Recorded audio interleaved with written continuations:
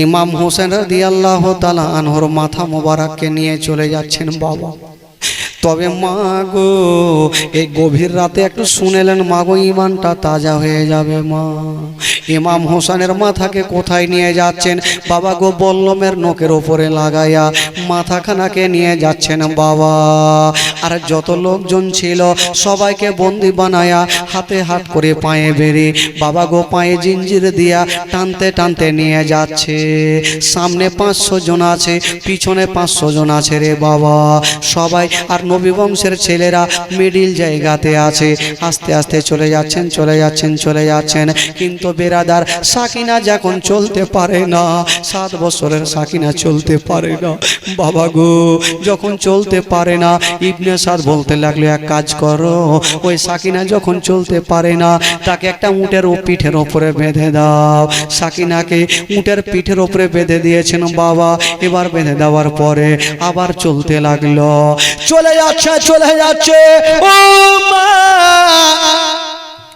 একটু দূর আগিয়ে গিয়েছেন বাবা।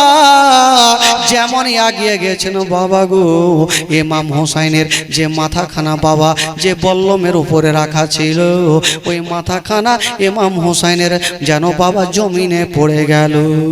যেমন জমিনে পড়ে গেছে,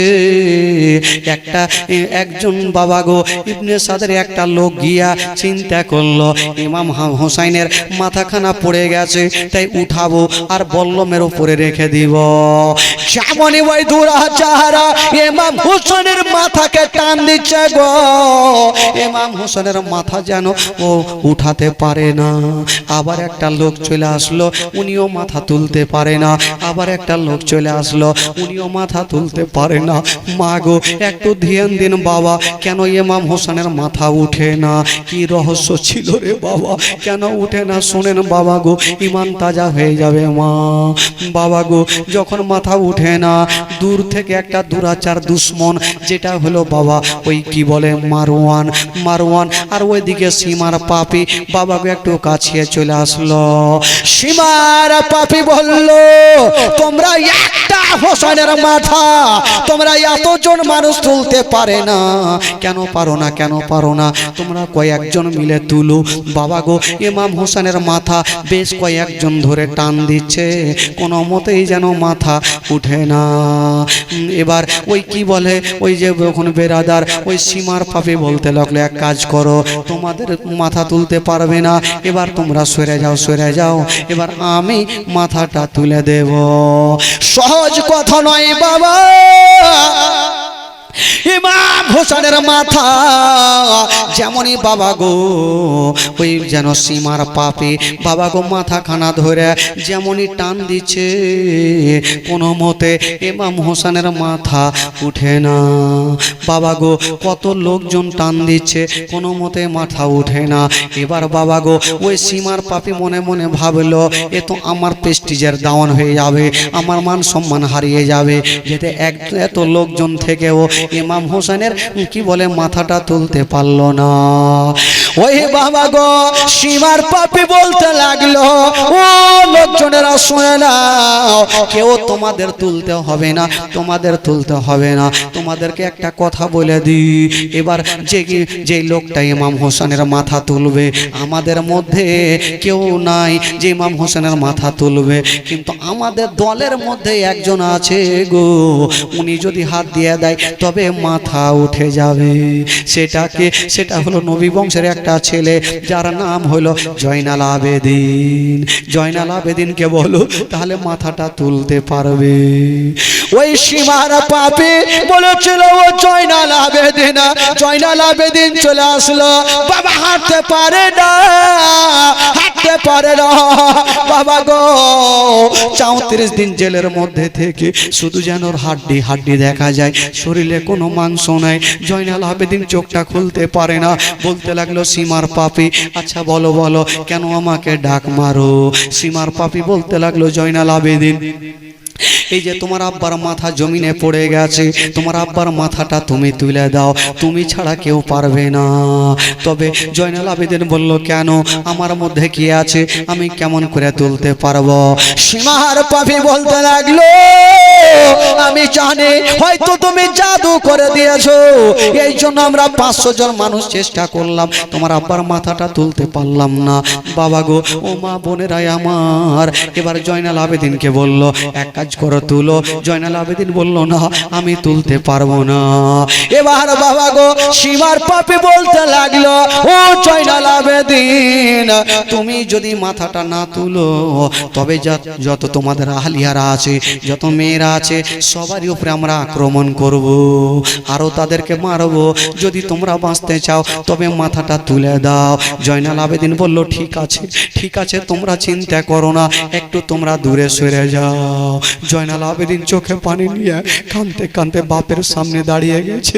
তাকিয়ে দেখছেন, বাবা গো, মনে হচ্ছে ইমাম হোসেন এখন পর্যন্ত চোখটা খুলে আছে, মনে হচ্ছে বাবা গো, চোখ দিয়ে রুহটা বেরিয়ে গেছে, বড় বড় চোখ করে দেখে আছে। জয়নাল আবেদিন কাঁদতে কাঁদতে বলছে, আব্বা গো, আব্বা গো, আব্বা গো, কেন তুমি উঠছো না আব্বা? আব্বা, কেন তোমার মাথা উঠা যায় না আব্বা? আব্বা গো, যদি তোমার মাথাটা না উঠে আব্বা, তবে সাকিনাকে আরো মানবে, আরো সবাইকে মারবে আব্বা। আর মার খেতে পারবো না, আর সহ্য করতে পারবো না আব্বা গো, আর আমাদের উপরে অত্যাচার হলে আব্বা আর থাকতে পারবো না। আব্বা গো, কেন উঠে না? বাবা গো, জয়নাল আবেদিন বাপের সামনে দাঁড়িয়ে কথা বলছে। খোদার হুকুম হয়ে গেল, ইমাম হোসেনের যেন জবান থেকে একটা কথা বেরিয়ে গেল, মুখে মানুষের মতো কথা বলতে লাগলো। কি কথা বলছে? বলছে, বেটা জয়নাল আবেদিন রে, ওরে বেটা জয়নাল আবেদিন, আমার মাথা কেন উঠে না? বেটা তোমাকে যদি বলে দি বেটা, তবে তোমার পা থেকে জমিন পর্যন্ত সরে যাবে। বলে, কেন, কেন সরবে? বলছে, বেটা রে, তুমি কি লক্ষ্য করে দেখেছো? বেটাই একটা কথা বলো, তোমরা যখন যাচ্ছ রে বেটা, তবে তোমার বহিন সাকিনা কোথায় আছে? জয়নাল আবেদিন বলছেন, আব্বা গো, আমার বহিন সাকিনা একটা উটের ওপরে বাঁধা আছে। বলছে, বেটা রে, তোমার বহিন সাকিনা আর উটের ওপরে বাঁধা নাই। বলে, কেন আব্বা, আপনি কেমন করে জানলেন? বলছে, বেটা তোরা নিচে নিচে চলছি, আর আমি বল্লমের ওপর থেকে সব জিনিসটা দেখতে পাচ্ছি রে বেটা।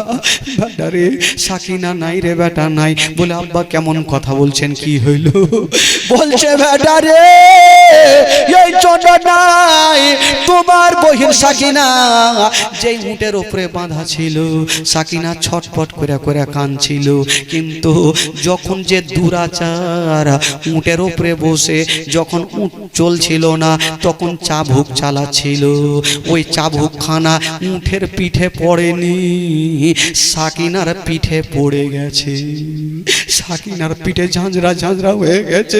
সাকিনা কাঁদতে ছিল। ওই দুশ্মন দুরাচার সাকিনাকে টান দিয়ে জঙ্গলে চালিয়ে ফেলে দিয়েছে। জয়নাল আবেদিন আর দেরি করলেন না, কাঁদতে কাঁদতে পাগলের মতো হয়ে গেল। কই আমার বহিন? কে দেখছেন বাবা গো? আর উটের উপরে দেখা যায় না, আর উটের উপরে দেখা যায় না।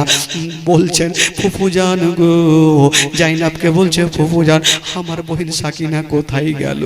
আমার বহিন সাকিনা কোথায় গেল? জাইনাব দেখছে নাই।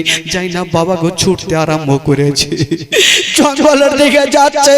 সবাইকে বলছে, জানো গো, একটা 7 বছরের বেটি, 7 বছরের মেয়েকে তোমরা কি রাস্তার ধারে দেখেছো?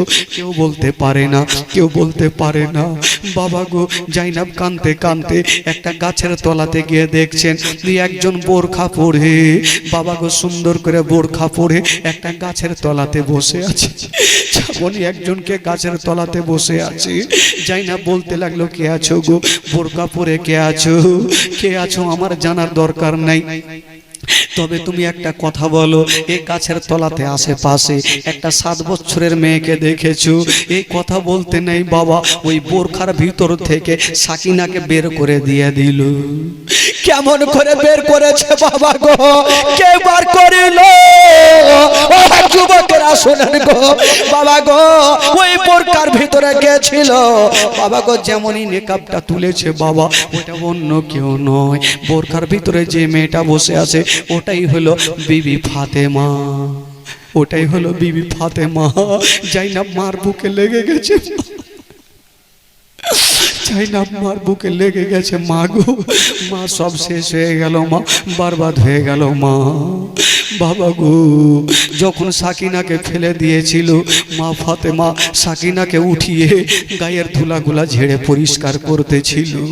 জাইনাব মায়ের বুকে লেগে গেছে। মা গো, মা গো, আর সহ্য করতে পারি না মা গো, তুমি একবার আমাকে আরো বুকখানে ধরো মা। সাকিনা কি বলে জাইনাল আবেদ, কি বলে জাইনাব কি ফাতেমা তু জাহরা বুকখানে লাগাইয়া বলতে লাগলো, বেটি রে তোমরা চোখের পানি ফেলিও না, কপালে যেটা লেখা আছে সেটা হবে রে মা। যাও যাও, তোমরা চোখের পানি ফেলিও না, কপালে লেখে যেটা লেখা আছে সেটা হবে। বাবা গো, ফাতেমা নবী নন্দিনী ফাতেমা সেখান থেকে চলে গেল বাবা। আর জাইনাব সাকিনাকে নিয়ে বাবা গো সেইখানে চলে আসলো যেখানে লোকজন দাঁড়িয়েছিল। এবার ওই সীমার পাপি বলতে লাগলো, জয়নাল আবেদিন এবার তোমার আব্বার মাথাটাকে তুলো। যেমনই সাকিনা চলে এসে বাবা, জয়নাল আবেদিন মাথাতে হাত দিয়েছে, ইমাম হোসেনের মাথা যেন বাবা উঠে গেল। যেমনই উঠে গেল, উঠিয়ে আবার বল্লমের উপরে রেখে দিয়েছে বাবা। যেমনই রেখেছে গো, যেমনই রেখে দিয়েছেন বাবা, আবার বল্লমের উপরে করে নিয়ে চলে যাচ্ছে চলে যাচ্ছে চলে যাচ্ছে। আবার যেতে যেতে যেতে যেতে আবার একটা জায়গাতে দাঁড়ালো বাবা গো। যেমনই দাঁড় হতে না একটা বাবা গো গির্জার মালিক আবার একজন ইহুদি বলতে লাগলো, ইবনে সাদা তোমরা কোথায় যাবে? বললো যাবো আমরা ইয়াজিদের কাছে। আচ্ছা তোমরা যখন যাচ্ছ এই যে বল্লমের উপরে যে মাথাটা রেখেছো এই মাথাটা কার আছে বলো? বলো এই মাথাটা হলো ইমাম হোসেনের মাথা। ওই ইহুদি লক্ষ্য করে দেখছেন গো এত সুন্দর চেহারা। ইহুদি বলতে লাগলো, ও গো ইবনে সাদ তোমাকে একটা কথা বলি, ইমাম হোসেনের মাথা তুমি তো সকাল বেলাতে নিয়ে চলে যাবে, তবে একটা কথা বলবো, তুমি যদি একটা রাত আমার বাড়িতে থাকতে দাও তবে আমি তোমাকে 10,000 টাকা দিব। বাবা গো এই কথা বলতে নাই সঙ্গে সঙ্গে মারওয়ান কি বলে ওই সীমার পাপি চিন্তা করলো, একই রাতে যদি 10,000 পাই তবে দেব না কেন? 10,000 টাকা বাবা গো তখনকার বাজারে অনেক টাকা। কিন্তু যে ইহুদি ইমাম হোসেনের মাথাটা নিয়ে গেল বাবা গো সেটা কারণ ছিল, যেমনই মাথাটা নিয়ে গেছেন বাবা সুন্দর করে ধুয়ে মুছে পরিষ্কার করে বাবা গো রেখেছে। এবার রাখার পরে বাবা গো কোথায় যেমনই রেখেছে ওপরে একটা উঁচা জায়গাতে রেখেছে। আবার দেখছেন বাবা গো ইমাম হোসেনের মাথা মোবারকা দিয়ে যেন গোটা ঘর যেন আলো হয়ে গেছে, নূরে আলো হয়ে গেছে। বাবা গো নবী বংশের ছেলেরা হচ্ছে নূর, এই জন্য বলেছে তেরে নসলে পাক মে বাচ্চা বাচ্চা নূর কা আর তু হে আইনে নূর তেরা সব ঘরানা নূর কা। জোরে বলুন, तू है आईने नूर तेरा सब घराना नूर का। नबी वंशेर छेलेरा नूर इमाम हुसैनेर माथा दिए जेन बाबा नूर बेर होच्छे आर ओई इहुदिर घर गोटा आलो हये गेल। इहुदी बाबा गो बाबा मुसलमान छिलो ना, नबीर कलेमा तखन पढ़े ना। जखन इमाम हुसैनेर माथा मोबारका এইভাবে ঘরে দেখলো গো তার দিলখানা যেন নরম হয়ে গেল, তার দিলখানা গলে গেল, মোমের মতো গলে গেল। ইহুদি দেরি করলেন না, ইমাম হোসেনের মাথা সামনে রেখে ইমাম হোসেনকে সাক্ষী রেখে সঙ্গে সঙ্গে আমার নবীর মধুমাখা কলমা শরীফ পড়ে নিল, লা ইলাহা ইল্লাল্লাহ। জোরে লা ইলাহা ইল্লাল্লাহ, লা ইলাহা হক লা ইলাহা ইল্লাল্লাহ মুহাম্মাদুর রাসূলুল্লাহ সাল্লাল্লাহু আলাইহি ওয়াসাল্লাম। ও যুবকেরা, ও গো মা বোনেরা, এই করে করে বাবা গো ইমাম হোসেনের মাথাটাকে নিয়ে যায়। রাস্তাতে অনেক ঘটনা আছে বাবা, যেতে যেতে আর একটা গির্জাতে দাঁড়াবে। তবে বাবা গো একটা মেয়ের নাম হলো শিরিন, একটা মেয়ের নাম হলো শিরিন। ওই মেয়েটা কে ছিল বাবা? ওই মেয়েটা ছিল ইমাম হোসেনের একজন খাজেমা, ইমাম হোসেনের একজন দাসী। বাবা গো ওই শিরিন রাত্রেবেলাতে শুয়ে একটা স্বপ্ন দেখছে। কে স্বপ্ন দেখছে বাবা গো? মুসা আলাইহিস নবী না, স্বপ্নের মাধ্যমে বলছে, ও গো শিরিন, ও গো শিরিন, তুমি দেরি করো না। বললো কি হইলো? বলে দেরি করো না, কালকে সকাল বেলাতে সন্ধ্যার টাইমে একজন কি বলে কয়েকটা লোক চলে আসবে। কয়েকটা বলে না, হাজার হাজার লোক থাকবে, কিন্তু সবাই মুসলমান থাকবে, কিন্তু তার মধ্যে একটা মাথা থাকবে, যেই মাথাটা অন্য জনের নয়। ওই মাথাটা হইল ইমাম হোসেনের মাথা। ও গো শিরিন, তোমাকে একটা কথা বলে দিই, যখন ওই লোকজন আসবে তখন তুমি একটা কাজ করবে, তাদেরকে তুমি সম্মান করবে, তাদের তুমি ভালোবাসবে। এই কথা বলে দিয়ে বাবা কি বলে ওই শিরিনের ঘুমটা ভেঙে গেল। যেমনই ঘুমটা ভেঙে গেছে, ওই ঘুমটা ভেঙে যাওয়ার ফলে বাবা গো সকাল সকাল দাঁড়িয়ে আছে, কখন নবী বংশের ছেলেরা আসবে দাঁড়িয়েছিল বাবা গো। আর সন্ধ্যার টাইমে বাবা গো তারা সেইখানে এসে পৌঁছে গেল। ওই শিরিন দেরি করলো না, বাবা ছুটে গেল।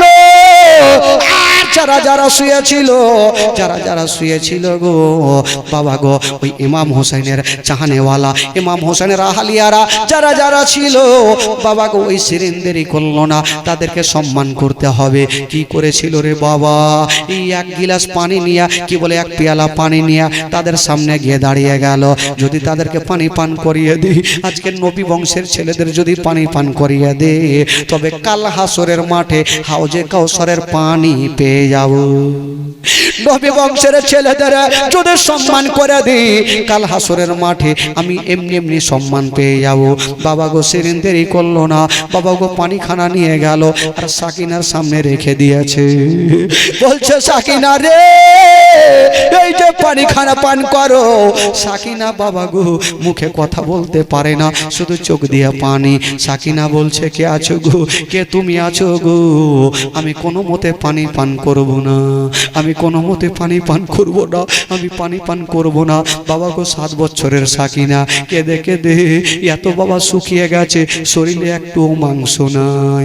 বাবা গো ও যুবক বন্ধুরা, ও গো আমার মা বোনেরা, এই করে করে বাবা গো শিরিন তাদের সম্মান করে নিল। যেমনই সম্মান করেছে না বাবা, ও যুবকেরা সম্মান করতে নাই। বেরাদার বন্ধুরা, আবার ওই শিরিন বলতে লাগলো, ও মা ফাতেমার বেটা হোসেন তো দুনিয়া থেকে চলে গেছে, তবে তাদের আহালিয়ারা বাবা গো সাকিনার দিকে তাকিয়ে তাকিয়ে দেখছে না। সাকিনা মুখে কথা বলতে পারে না, জাইনাব দাঁড়িয়ে আছে কিন্তু চেহারা শুকিয়ে গেছে, মুখে কথা বলতে পারে না।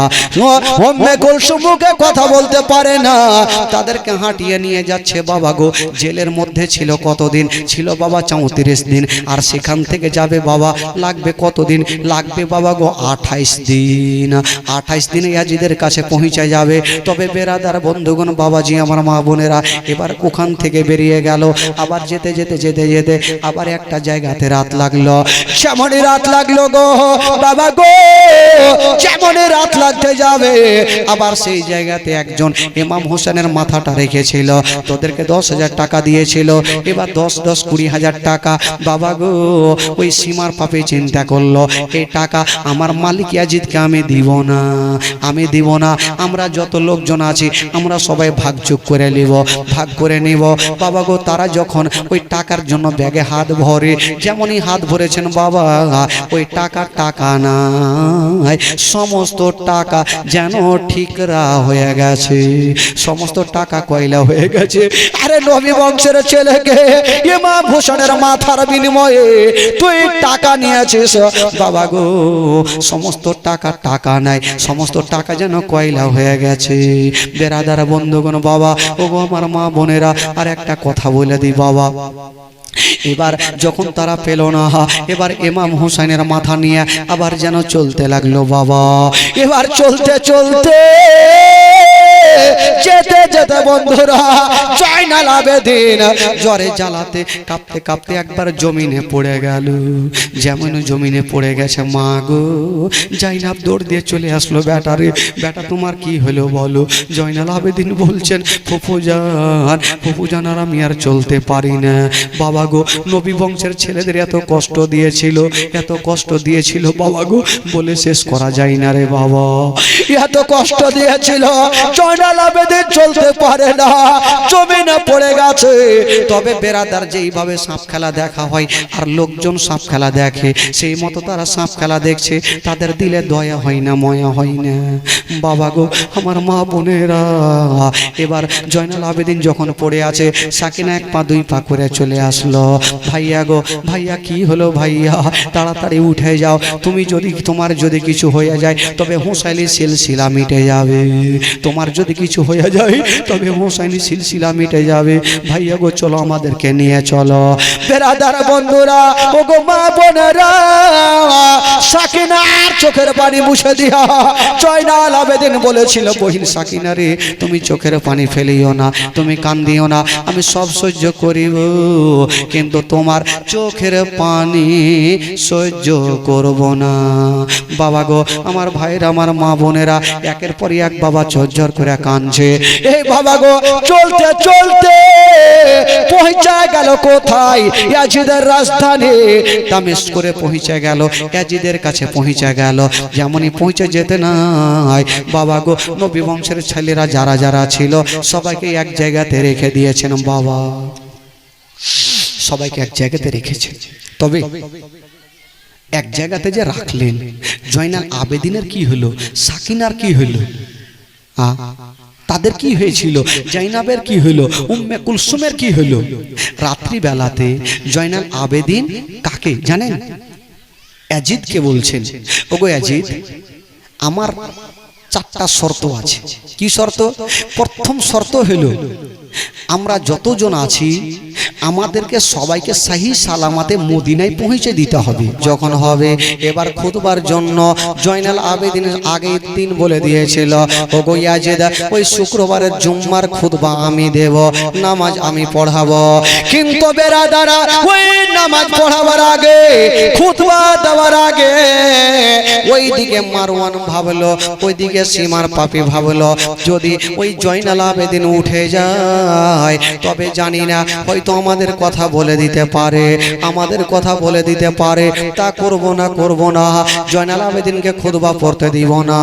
বাবা গো জয়নাল আবেদিনকে খুতবা পড়তে দিল না। তাদের মধ্যে একজন খুতবা পড়তে দাঁড়িয়ে গেল।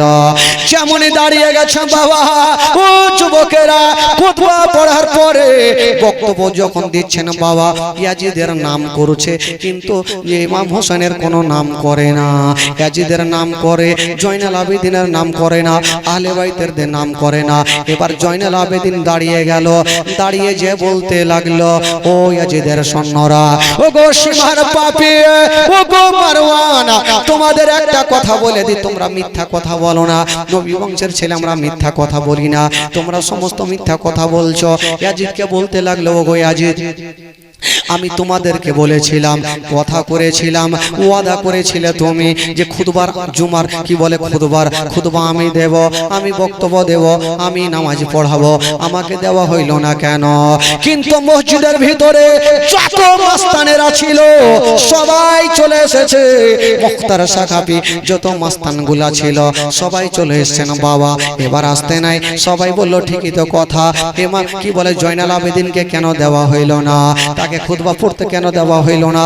এবার জয়নাল আবেদিনকে অর্ডার দিয়ে দেওয়া হইল। জয়নাল আবেদিন দাঁড়িয়ে গেছে, খুতবা দিতে আরম্ভ করেছে। যেমনই খুতবা দিতে লেগেছেন বাবা গো, তবে বেরাদার বন্ধুরা আর কথাকে আগা বাড়ালেন না। একটা কথা বললেন, ও গো ইয়াজিদ, তোমরা যা করেছো ভালো করেছো, এবার আমাদের শাহী সালামাতে পাঠিয়ে দাও। বাবা গো, যে কয়েকজন নবী বংশের ছেলেরা ছিল সবাইকে একই সঙ্গে বাবা গো সেখান থেকে বাবা গো ইয়াজিদের রাজধানী থেকে দামেশ্বর থেকে বাবা গো মদিনায় পাঠিয়ে দেওয়া হইল। যেমনই মদিনায় পাঠিয়েছেন বাবা, ওই জাইনাব আছে, উম্মে কুলসুম আছে, সোহরা বানু আছে, হাসান বানু আছে, সাকিন আছে, জাইনাব আছে, উম্মে কুলসুম আছে বাবা গো, আর কি বলে আরো কয়েকজন আছে। টোটাল মোটামুটি বেরাদার বন্ধুরা কেতাবে লিখছেন 16 এবং 17 জন বেরাদার বন্ধুরা। তারাকে যখন মদিনায় পৌঁছে গেল, যেমনই মদিনায় যেতে নাই বাবা গো মদিনার মানুষেরা জানতে পারল ইয়াজিদের সৈন্যরা কি বলে ইমাম হোসেনকে শহীদ করে দিয়েছে, আলী আকবরকে শহীদ করেছে, আউন মোহাম্মদকে শহীদ করেছে, আবুল কাসিমকে শহীদ করেছে। বাবা গো তারা চিন্তা ভাবনা করলো তাদেরকে জিন্দা ছাড়বো না, তার আগে ইমাম হোসেনের মাথা খানাকে নিয়ে বাবা গো কোথায় দাফন করেছিল? মা ফাতেমার পার্শ্বে। বাবা গো যেই পার্শ্বে ইমাম হোসেন ইমাম হাসানের কি বলে মাজার ছিল, আর মা ফাতেমার বাম পার্শ্বে ইমাম হোসেনের বাবা মাথাকে কবর দেওয়া হইল, মাটি দেওয়া হইল, মাজার করা হইল। তবে ইমাম হোসেনের মাথাখানা হইল মদিনায়। তবে বেরাদার ওই যে বডিখানা কোথায় দাফন করেছিল? বডিখানা কোথায় করেছিল? ও যুবকেরা, ওই ইবনে সাদের লোকেরা বডিখানাকে যে কোথায় রেখে এসেছিল? কুফা শহরে রেখে এসেছিল, কারবালা প্রান্তরে রেখে এসেছিল। বাবা গো ওই কুফা থেকে একটা দূরে একটা গ্রাম আছে, যে গ্রামটার নাম হলো গাদিরা। ওই গাদিরার মানুষেরা চলে আসলো, আসার পরে বাবা গো ইমাম হোসেনের বডিখানা সেইখানে দাফন করবে। তবে কারা কারা কেউ কেউ বলে যে আমরা খিচুড়ি কেন রান্না করি, খিচুড়ি কেন খাই? ওই গাদিরার মানুষেরা যখন ইমাম হোসেনের মাথার কি বলে বডিখানাকে নিয়েছিল, যখন দাফন করব বলে তারা একই সঙ্গে ওই জায়গাতে গোটা গ্রামের মানুষেরা এসে সেখানে খিচুড়ি রান্না করে বাবা ইমাম হোসেনের মাথাটা কি বলে বডিখানাকে মাজার করেছিল, ইমাম হোসেনের মাজারে খিচুড়ি বিতরণ করেছিল। এই জন্য আমরা খিচুড়ি খাই। এই যুবকেরা, ও গো মা বোনেরা, ইমাম হোসেনের কি বলে বডিখানা হইলো কারবালাতে দাফন, আর মাথাখানা হইলো মদিনাতে দাফন। তবে বুঝা গেল বাবা ইমাম হোসেনের মাজার হইলো দুইটা, বডিখানা হইলো কারবালা আর মাথাখানা হইলো বাবা সোনার মদিনা। বাবা গো এবার বেরাদার বন্ধুরা, ইয়াজিদকে কে মেরেছিল? না ইয়াজিদ এমনিতে মারা গেছিল। বেরাদার বন্ধুরা, ওই ইয়াজিদ কয়েকটা মাস্তান গুলাইয়াছে, কয়েকটা পাহুলমান গালাইয়াছে, বলতে লাগলো ও গো ইয়াজিদ, ও গো ইয়াজিদ তুমি দেরি করো না, কারণ তোমার শত্রুতা অনেক হয়ে গেছে, তুমি নবী বংশের ছেলেকে মেরেছো। যদি তুমি পারো তবে গ্রাম থেকে একটু অন্য জায়গাতে চলে যাও। বাবা গো ওই ইয়াজিদ পাপী, আল্লাহ এমনই একটা অসুখ দিয়েছিল রে বাবা, এমনই একটা অসুখ দিয়েছিল। ওই ইয়াজিদের জিহ্বাতে এক ধরনের ঘা হয়েছিল, যে ঘা থেকে বাবা গো ক্যান্সার সৃষ্টি হয়ে গেল। যেমন ক্যান্সার হইল বাবা গো ইয়াজিদ অনেক ডাক্তার দেখালো, অনেক মাস্টার দেখালো, অনেক কবিরাজ দেখালো। আমার আল্লাহ বলছে না ও ইয়াজিদ তুমি পৃথিবীর যত ডাক্তার দেখিয়ে দাও, আমি তোমাকে যে অসুখটা দিয়ে দিয়েছি কোন ডাক্তারে ভালো করতে পারবে না।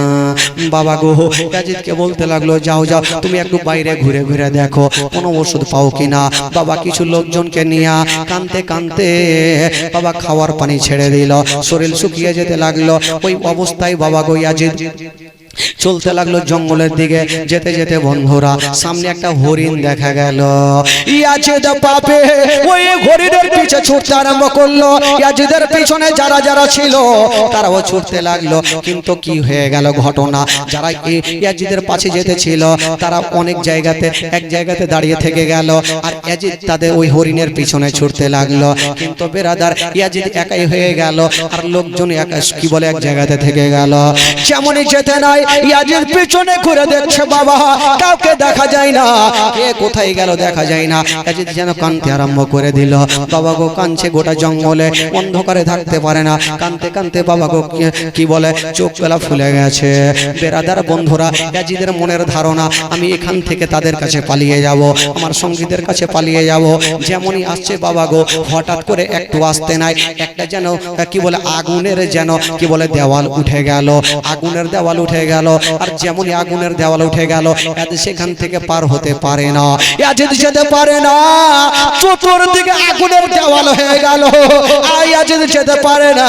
বাবা গো কিতাবে কিতাবে লিখছে না বাবা, লেখক লিখছে না, আগুনের তাপে ইয়াজিদ পাপী সহ্য করতে পারলে না, ওই চতুর্দিকে আগুন জ্বলছে আর ওই জায়গাতে ইয়াজিদ তরপে তরপে মারা গেল। বেরাদার বন্ধুরা, ইয়াজিদ তো শেষ হয়ে গেল, তবে মারওয়ানকে কেটা মেরেছিল, মারওয়ানকে মেরেছিল। ও যুবকেরা, মারওয়ানকে মেরেছিল তার নিজের বিবি, তার মানে মারওয়ান কি বলে ইয়াজিদের বিবির সঙ্গে বাবা গো মারওয়ানের বিয়ে হয়েছিল। ইয়াজিদ যখন মারা গেল তো ইয়াজিদের বিবির সঙ্গে মারওয়ান গিরগিটের বাচ্চার বিয়ে হইল। বাবা গো এমন কি ঘটে গেল, মারওয়ান যখনই তার বিবিকে একটা উল্টা কথা বলে ফেলেছে বাবা, যেমন উল্টা কথা বললো, ওই মারওয়ানের বিবির হাতে ছিল তার ওয়ারিখানা, একই সাথে বাবা চালিয়ে দিল, নিজের স্বামীকে মারওয়ানকে জবাই করে দিল। বাবা গো ওই ইবনে সাদকে কেটা মেরেছিল। বাবা গো ওই কি বলে মদিনার মানুষেরা কিছু কিছু পাহলমান ছিল যারা, বাবা গো ওই মুখতার সাখাফি বেশ কিছু পাহলমান গুলা ছিল, বাবা গো সেই ইবনে সাদকে মারা হয়েছিল। তবে বেরাদার বন্ধুরা, মা বোনেরা, নবী বংশের ছেলেকে যারা যারা কষ্ট দিয়েছিল তাদের বাবা গো শাস্তি দিয়ে মারা হয়েছিল। বেরাদার বন্ধুগণ ও যুবকেরা, তবে একটা কথা বলে দিই বাবা, যারা হাজী সাহেব আছে তারা ভালো করে জানে ইমাম হোসেনের মাজার হয়েছিল দুটা, কোথায় কোথায় হয়েছিল, বড়িখানা হয়েছিল কি বলে কারবালায়, আর মাথাখানা হয়েছিল বাবা সোনার মদিনায়। আল্লাহুম্মা সাল্লি আলা সাইয়্যিদিনা মাওলানা কুরেমা খাতুন মা বাবার নামে 300 টাকা দিয়েছেন, মাশাআল্লাহ। মা বাবার নামে 300 টাকা কুরেমা খাতুন দিয়েছেন, ইনশাআল্লাহুল আজিজ। তবে যারা এখনো বাকি আছেন ভাই, একটু চট করে দেন, দেরি করিয়েন না। জুমার খুতবা ইমাম কি বলে জয়নাল আবেদিন পড়বেন, মসজিদে বসে আছেন, কিন্তু ওইদিকে বেরাদার মারওয়ান গিরগিটির বাচ্চা, মারওয়ান চিন্তা করলো আক্তার আলী 500, সৈয়দ আলী 200, জাউনিয়া গ্রামের নামও বহুত আছে রে ভাই। জাউনিয়া থেকে শহীদ আলী 500 আর আক্তার আলী দিয়েছেন 200। সুবহানাল্লাহ, মাশাআল্লাহ। আসুন ধরে গো, শেষের সময় আসলে লক্ষ্মী আসলে মনটা আরো খুলে দেয়, আরো বলার ইচ্ছা করে যে বইলে চলে যাই। তবে একটু চলে আসে যেন, লিয়ে আসেন ভাই, লিয়ে আসেন। আরে 50 টাকা আর নেই, আমৃতুল্লাহ থেকে আমতলা থেকে 50 টাকা। সুবহানাল্লাহ, মাশাআল্লাহ। তবে খালাকে টাকা কি শেষ হয়ে গেল মাগো, আর টাকা নেই? হ্যাঁ, টাকা সবারই শেষ। প্রচুর টাকা আগে বলেছিলাম গে খালা, কালকে ব্যাংকের টাকাগুলো তুলে নিয়ে আসবেন গে। হ্যাঁ, লক্ষ্মীর ভান্ডারে টাকা 500 করে টাকা নিয়ে আসলে তো প্রচুর টাকা হয়ে যেত। সব কাঞ্জুস গেলা বইসা আছে। হ্যাঁ,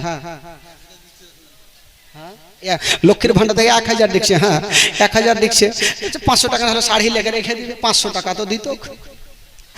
মাগো যারা দাইনি একটু চট করে নিয়ে আসে। মুর্শিদা খাতুন নামে 786 টাকা। সুবহানাল্লাহ, এতক্ষণ চাইছিলাম পাচ্ছিলাম না। আগবান খাতুন, হাগবানু বেটা চ্যাংড়া না বেটি চ্যাংড়া? এটা ও হাসবানু মা বাবার নামে 300 টাকা। হ্যাঁ, 300 টাকা। সুবহানাল্লাহ, মাশাআল্লাহ। দেখেন ভাই, যারা দিবেন একটু চটচট করে দেন। খালাগে, মাগে, সোনাগে আর থাকলে একটু চট করে পাঠান খালা। আরে 1000 টাকা 1 মাসের টাকা দিলে কিচ্ছু হবে না। আবার হয়ে যাবে টাকা গো, একটু কষ্ট করে দিবেন, কাল হাসরের মাঠে এই টাকাটা তো আপনার সঙ্গের সাথী হবে, সাথে কিছু যাবে না। একটু নিয়ে আসেন যারা মাকে ভালোবাসেন, আমি মার জন্য একটু পরিচয় দিয়ে, মাকে যারা ভালোবাসেন বাবা গো, একটা কোনো খোদার বান্দা হবেন গো। 786 টাকা একটা চেয়েছিলাম ভাই, পেয়ে গেলাম দেখেন। তবে শুধু একটাই বাকি থাকলো, কোনটা জানেন? কোনটা বাকি থাকলো? 5000 এই যুগে হবে না, আমি জানি হইবে না। যদি পারেন ভাই তবে সামনে বছরই না হইলে দিয়েন। 5000 টাকা একটা কি হইল না? ও মায়ের এক ফোঁটা তোদের ঋণ শোধ হবে না কোনো দিন। ও মায়ের এক ফোঁটা তোদের ঋণ শোধ হবে না কোনো দিন।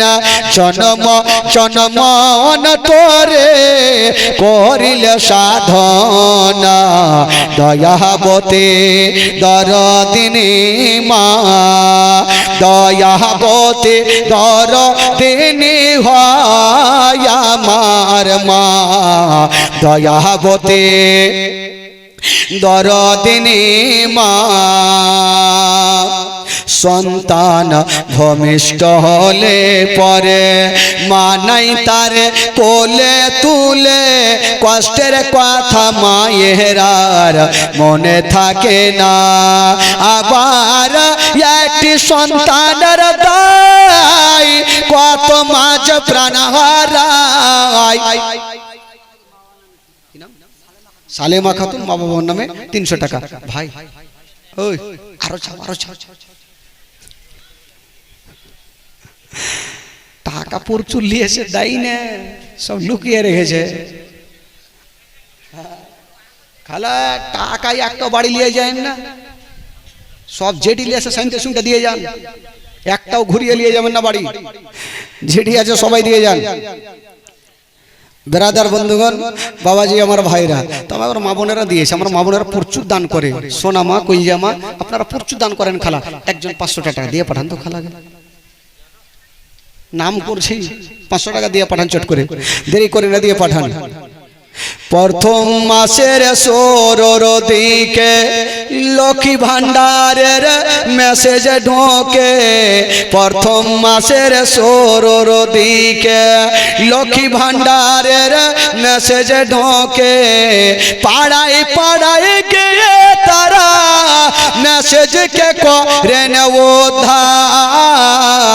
দিদি দিল লক্ষ্মীর ভান্ডার রে, খুশি হইল সব বৌদিরা আমার। দিদি দিল লক্ষ্মীর ভান্ডার রে, খুশি হইল সব বৌদিরা আমার। দিদি দিল লক্ষ্মীর ভান্ডার রে, খুশি হইল সব ভাবিরা আমার। প্রথম মাসের 16 দিকে লক্ষ্মী ভান্ডারের মেসেজ ঢোকে, প্রথম মাসের মফিজা খাতুন স্বামী ইন্তিকাল করেছেন, 210 টাকা। তুমি সারা রাত দৌড়াদৌড়ি করো, হ্যাঁ সারা রাত দৌড়াদৌড়ি করে টাকা চলে আসবে ইনশাল্লাহ। আর এই কমিটি ভাই, কমিটি যারা আছো তোমাদের একটু লিস্টটা দাও ভাই। হ্যাঁ একটু কুরবানি করি, লাস্ট টাইমে মানে একটু চা দিছে তো। আচ্ছা চাটা দিয়ে দেখ, তাড়াতাড়ি চাটা দিয়ে দেন নাকি? আচ্ছা কাজ করেন, হ্যাঁ চাটা হয়ে যাক, আর কমিটিকে যখন নিব চাটা আগে খিলান, ভালো করে খিলান, খাইয়ে দাইয়ে নিতে হবে। আর যারা দাঁড়িয়ে আছে, ওই ওখানে চা দিচ্ছে নাকি ভাই? দাঁড়িয়ে দাঁড়িয়ে চা দিবে না ভাই, দাঁড়িয়ে দাঁড়া আছে তার চা দিবে না, বসান আগে তারপরে চাটা দিবেন। হ্যাঁ যারা দাঁড়িয়ে আছে চা দিবে না ভাই, নিয়ে চলে আসো, এদিকে চা নিয়ে আসেন। যারা বসে আছে তাদেরকে চা দেন। কালি নাকি কাপ দিয়েছে, চা দেয়নি। কালকে শুনলাম হাজি সাহেব খালি চাপ মানে কাপ দিয়ে দিয়েছে, চা দেয়নি।